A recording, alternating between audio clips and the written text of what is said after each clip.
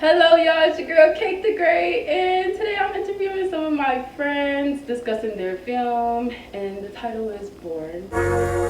It's Cake the Great, Cake the Conqueror, doing whatever to get through obstacles. She got a pocket full of love, some faith in a hug, and a little bit more than an ounce of dope. Cake the Great, Cake the Conqueror, doing whatever to get through obstacles. How you doing? Thomas Ellison, Central State, class of 2020. I was the videographer. My name is Timothy Hall Norman, graduating senior from Central State University, and I was the director/producer. It started with me roughly around May, going into June. I just got my camera, and I knew I wanted to do a short film, but I didn't know what I necessarily wanted to do. But I knew I wanted to incorporate the emptiness of the pandemic. I knew I wanted to record something about how just empty and alone the areas and space were. But I wanted to film that in my hometown of Detroit, but just things weren't correct. So I came back to Xenia, and I had this idea written down. I knew the shots I wanted. I just didn't know how I wanted it to be portrayed. So I pitched the idea to Thomas, the idea that I got in my head for the film, and he gave me his notes, and I looked at him, and it was great, and we just ran with it. What are some things behind the film? I think that's the uniqueness about the film. It's not necessarily one concrete answer, one concrete ending opinion of it. It's just there to make you think. It's there to make you just stimulate your mind and just kind of be observant of it. Because of course there's no dialogue. There's no really any dialogue scenes. There's barely any true sound unless the natural sounds of the forest and the wilderness and his breathing, blood pumping, anything. So we kind of just wanted people to actually just sit there and just observe everything. And people have called me and said, like, I didn't look at it 3, 4, 5 times, and I don't get it. Like, and me myself also. And that's good. Yeah. And that's good. Like it's an interpretation. We had different meanings behind it, but we always knew that we didn't want a concrete meaning to be the main focus. So it's all for interpretation. So whatever you think Born is about, you're probably right. And that's very true. Like, honestly, like Thomas even said, I had people tell me different reasons that I didn't even think about in general, but it was not a wrong answer. So it's just whatever you think that the movie is about or how you feel watching the film, then that's the right answer. It's not a right answer. What made y'all choose that particular setting? I pitched Thomas, I said, what happens if we go from inner city to just in a wilderness? And then the dynamic change from city to wilderness, because that is a lot different. Because, being lost in the woods is completely different than being lost in the town. Like, how did you get to the woods in the first place? So that was the question that definitely was a good question I wanted to answer. Like, how do you get here? As you see in the film, he's the only person in the woods, but he's not the only species, the only living thing in the woods. You know what I'm saying? So him, when he wakes up and just being in that thing for a 5-minute, chase in the woods, but him hearing everything and knowing that he's not alone, but he doesn't see anything, whether it's water, nothing, because towards the end of the film now, he's just bugging in. He just don't want to hear nothing. You know what I'm saying? You hearing water, you hearing bugs, you hearing streams, you hearing leaves falling, you hearing all these different things. So letting those sounds just like I love just natural sounds. Like I love things natural light. I love when I get a crib, I want to have a big window with natural light. So using those natural things, I think you can't necessarily display that any other way. Like even with the greatest technology, sound effects like that, like natural sound is the best sound. You can go off of that. So that's the biggest thing I got from being in that wilderness. So can y'all explain the process of creating a film? Was it like a one shot, one thing? Like, was it like, oh yeah, we gotta come back here another day, another day? Like, it was a 2-day shoot. Definitely was a 2-day shoot. It may not seem like it, but it was definitely 2 days. We got a nice chunk of it done the first day, but we also went through and redid some of the shots from the first day. So we roughly spent about the same time we did the first day on the second day. So about 6 hours in the woods, so about 12 hours. And we condensed it. It was a lot of stuff that was cut, a lot of stuff that wasn't added. It just, how it is sometimes. How did you choose this is gonna be in here, this isn't? As far as making the story flow, you want to make the story flow and being as seamlessly as possible. So it was just certain stuff didn't flow right, some stuff didn't seem right, some shots had to be redid. Because we watched over all the footage after the first day because we wanted to know what we wanted to go into the second day with. So We lit that shots. The lighting was a little off from this one. What happens if we hear leaves cracking on this part compared to how we did it this way?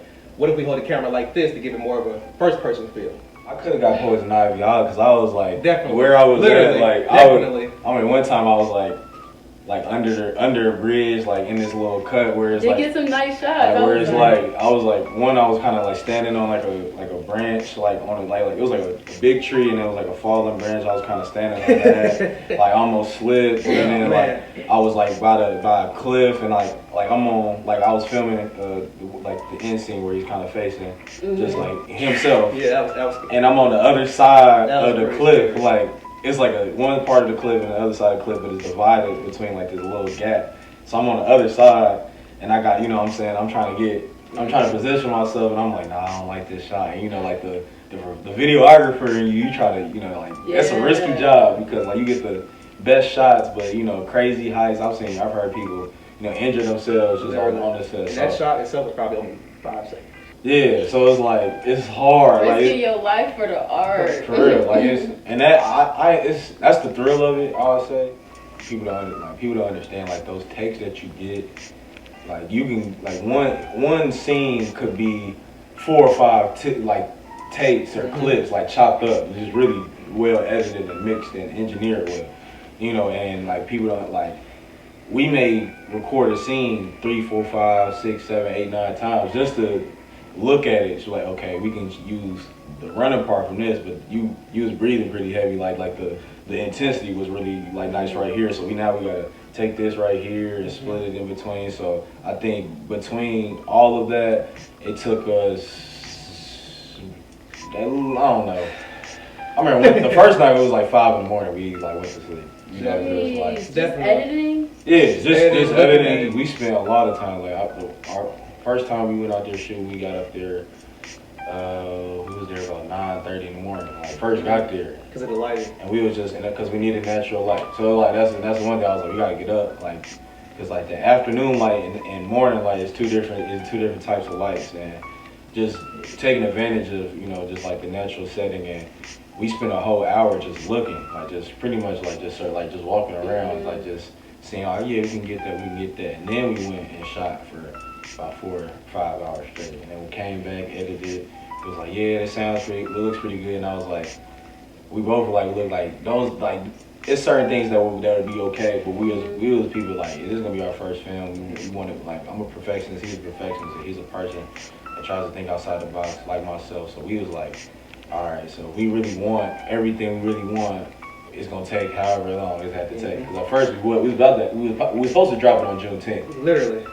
Honestly. We was on And it's actually a month since it has been premiered. And so the irony is that it was supposed to be on June 10th, and we actually dropped it on Saturday, which happened to be the 4th of July. But I think that was necessarily it was supposed to happen. Mm-hmm. I think Juneteenth, you know, everybody, we got like the concept, we had that. I think Juneteenth, just experiencing Juneteenth helped us finish the film, honestly. Definitely. You know what I'm saying, July 4th, by the time July 4th came, I was like, okay, so let's give this Saturday, you know, something to remember. So Saturday, you know, July 4th is Born Day. So necessarily don't come up with wrong answers, we just come up with better answers to our first one. So like, it started out with, you know, one man film. And then talking about a one-man film, okay, what is he trying to do? He's in the woods. And then it keeps branching off. And then we're like, what are we going to call this? And it's like, well, Born, it seems like, you know, you just like, because it's like it's an awakening thing. That's one thing we did. Definitely. That's one thing I will say that we for sure tried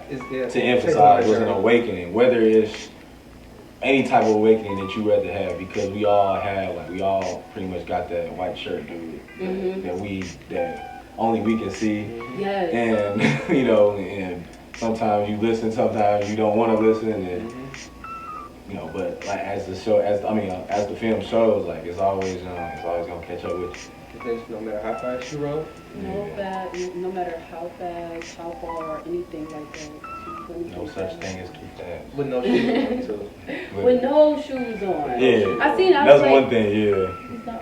He definitely. It was all authentic. He told me, I was like, so what you want to do, like with the whole?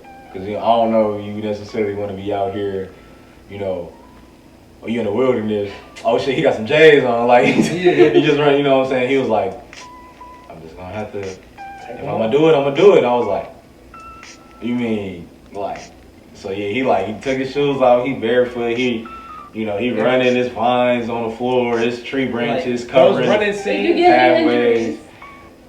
Not major. I'm about to say he might have had a stretch afterwards. It's definitely a take of me tripping. Yeah, and I probably put a blooper reel eventually.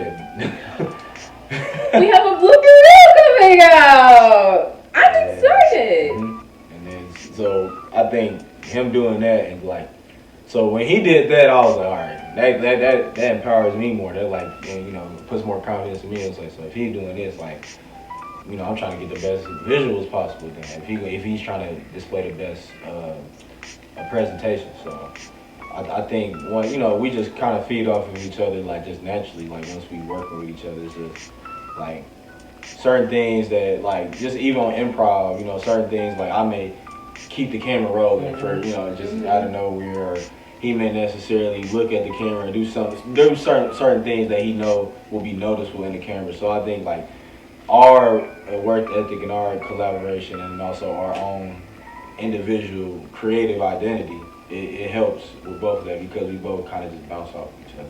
What is the character ultimate goal in the film? That's a great question. When I originally thought about the concept, the motivation for the character, I just thought it was a lost person. I used a lot of myself because at that time I was kind of lost. So I knew I was chasing after something. I just didn't know what. Or I knew I was running from something. I just didn't know what. So I stemmed a lot of it from people that I know. A lot of people right now are just seemingly lost. A lot of people just graduated. A lot of people are in the middle of the pandemic. It's just a lot of people are lost. A lot of people are running away. So that was just the main objective of the character. Yeah, I think that to piggyback off what he said, I think we took advantage of the momentum of like the theme of isolation for this like pandemic, because like especially when it first started, like I was definitely by myself, and then, for a month or two, about 2 or 3 months, like right when we came home from spring break, and they told us that we weren't coming back. So I think a lot of time I spent was in reflection, and I think that born necessarily it could be interpreted as it could be interpreted as a reflection of necessarily just a situation that you're going through that you're trying to at least brush off or you're trying to run away from. So I think like keeping it as simple as possible, but also leaving those details and intense moments, to where the character can necessarily kind of just waft into everything that's going on. Like he's trying to catch his breathing, as soon as he caught his breathing, he had to go right back in there saying that. And that's literally how sometimes life is. Like it's just like you get a break, you get a 3-second break, sometimes you get a 10-minute break, sometimes you just don't get any breaks. So like just to display that intensity and just have it translate, into the camera, it helped a lot. It felt good for me. Because I definitely, as Tim said, I kind of felt lost, graduating and then with the pandemic going on, a lot of, entry-level job positions were either put on hold or rescinded. And necessarily, I kind of didn't know where I was in life at that total juncture until me and Tim, we started brainstorming, creating ideas, and necessarily we kind of released that part of us into the film. So as you could say, he felt like as Tim said, he felt like now he can do whatever, he can do whatever, he's ready to do it. Like all that running, all that insecurity, all that shyness of doing something, just taking yourself out of that comfort zone. I think that all was just put into the film, and I think that's why it's we wanted it to take as long as it could to be done, so it could be perfect. Because I think.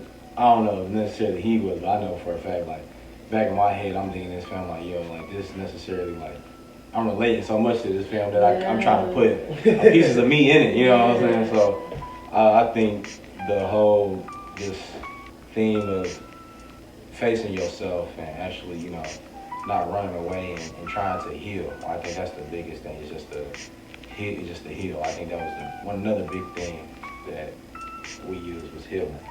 It's time to face the fears and heal. We're healing all 22. We are healing.